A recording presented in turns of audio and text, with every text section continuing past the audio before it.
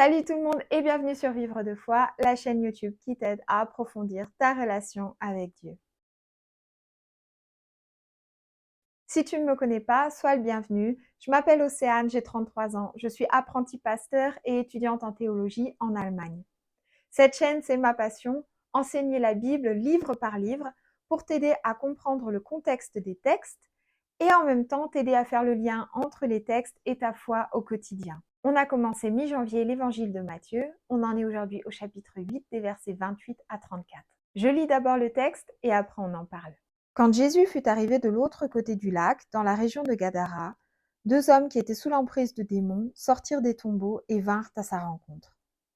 Ils étaient si dangereux que personne n'osait plus passer par ce chemin.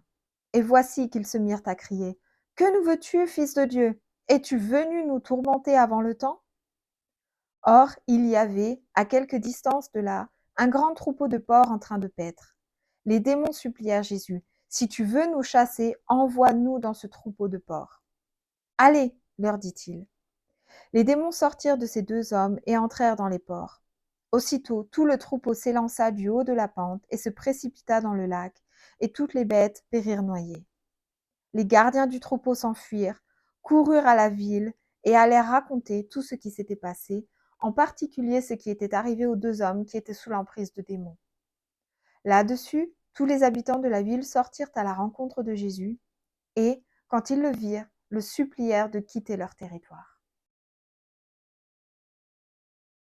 Alors au niveau du contexte, Gadara était situé au niveau du sud-est de la Galilée.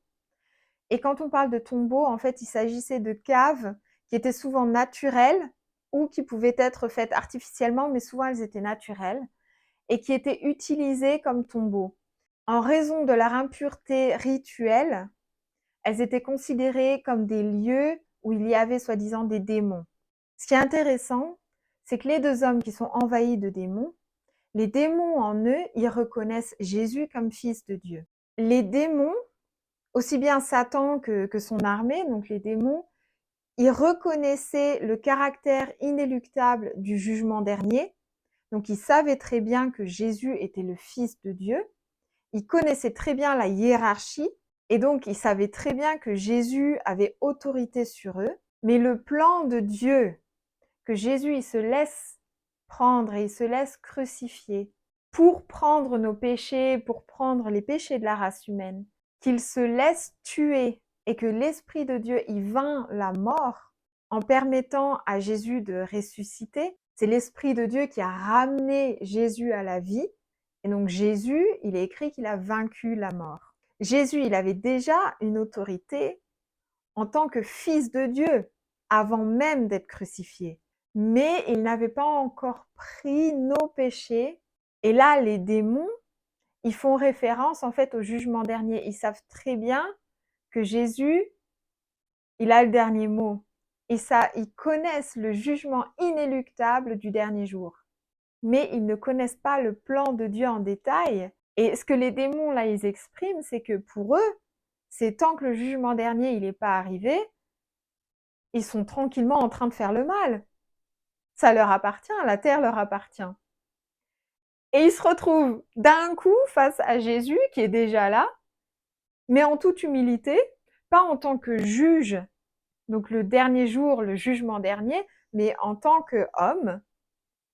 Et ils reconnaissent son autorité en tant que fils de Dieu, mais ils se disent, mais pourquoi t'es là en fait? Pourquoi t'es là? Pourquoi t'es déjà là? Puisque Dieu a gardé son plan de la résurrection de Jésus et du fait de vaincre la mort, il l'a gardé secret jusqu'au moment de la réalisation de ce plan. Si le diable avait connu le plan de Dieu avec la crucifixion, il n'aurait jamais utilisé Judas et l'armée romaine et les pharisiens pour arrêter Jésus et pour laisser la crucifixion prendre place. Le diable, il ne se serait jamais jeté lui-même la pierre en permettant à Jésus de mourir et de ressusciter et donc de nous sauver par cet acte.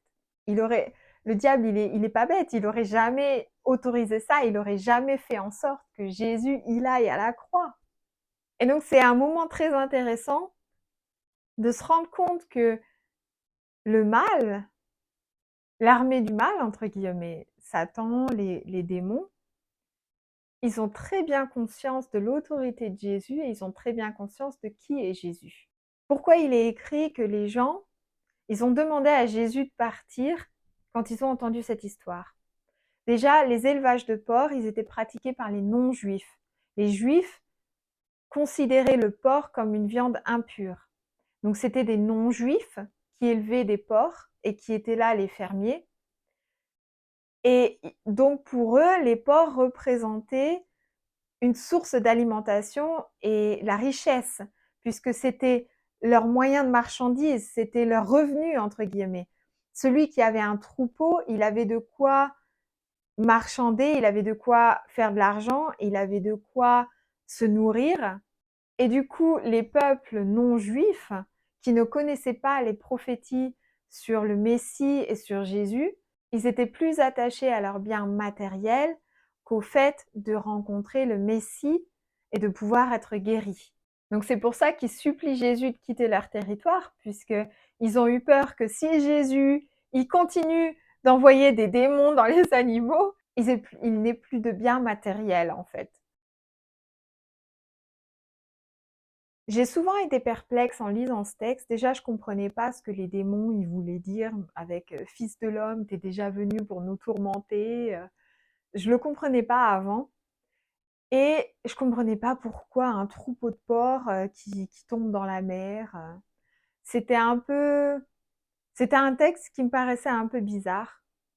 Et au final, c'est un texte qui me montre que Jésus, il avait la grâce et la bonté de délivrer de démons aussi des personnes qui n'étaient pas juives, qui n'étaient pas dans un environnement juif, puisque là, le fait qu'il y ait des élevages de porcs, ça montre vraiment que Jésus était dans un territoire avec une population qui n'était pas juive.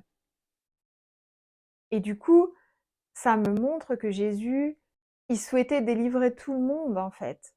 Et je suis un peu perplexe, en fait, par le fait que malgré que Jésus, il est délivré 2 hommes de démons, qui étaient apparemment tellement démonisés qu'ils ne pouvaient plus vivre avec leur famille, qui ne pouvaient plus vivre chez eux, qui étaient dans les tombeaux, dans des, qui étaient dans des trous souterrains, et qu'ils ne voient pas ça comme un miracle, qu'ils ne louent pas Dieu, ils ne voient pas ça comme un miracle, mais ils, mais ils se focalisent sur leurs biens matériaux et sur leur vie actuelle et sur le fait que faut pas qu'il y ait de changement.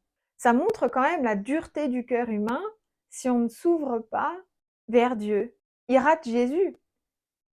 Ils auraient pu aussi être soignés de maladies, de plein de choses. Ils ratent Jésus complètement, alors qu'il a fait des miracles chez eux.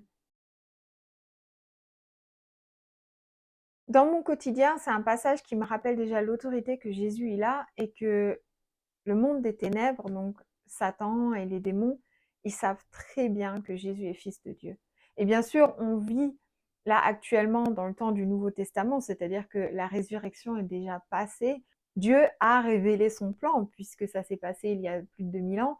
Et donc ça me rappelle que le nom de Jésus, il est puissant. Il est tout puissant. Même les démons reconnaissent qu'ils sont en dessous de lui, que Jésus a l'autorité sur eux. Et ensuite, dans mon quotidien, le dernier verset où les personnes y demandent à Jésus de partir, ça me montre qu'il y a des êtres humains qui sont prêts à ne pas voir les miracles de Dieu et à passer complètement à côté de lui. Parce qu'ils ne veulent pas changer, parce qu'ils ont peur qu'on leur prenne leurs biens matériels. Et ça me pose la question de demander à Dieu de voir vraiment ces miracles, d'avoir le cœur tourné vers les miracles de Dieu et vers le fait de, de reconnaître qui il est, plutôt que de me focaliser sur ce que j'ai et sur ce que je ne veux pas qui change. Allez, on termine par la prière. Seigneur, en le nom de Jésus-Christ, je te remercie pour la délivrance. Je te remercie que tu nous délivres des démons, des choses qui nous tracassent. Je te remercie que tu es une toute puissance et que tu fasses taire le monde des ténèbres. Jésus-Christ, je te remercie que tu sois la lumière, que tu sois celui qui nous sauve, que tu sois celui qui nous porte et qui nous délivre. Jésus-Christ, en ton nom, je prie pour que les personnes qui regardent cette vidéo, y compris moi, pour qu'on te suive, qu'on ouvre nos yeux sur tes miracles et qu'on soit prêt à prendre les changements que tu souhaites faire dans nos vies. Qu'on soit prêt à ce que Dieu il nous retire des choses et qu'il nous donne d'autres choses. Jésus-Christ, en ton nom, je prie pour qu'on prenne vraiment conscience de ton autorité et qu'on soit vraiment prêt à te suivre et à prendre ton autorité. En ton nom, Jésus. Amen. Les amis, on se retrouve demain pour une nouvelle vidéo. Salut!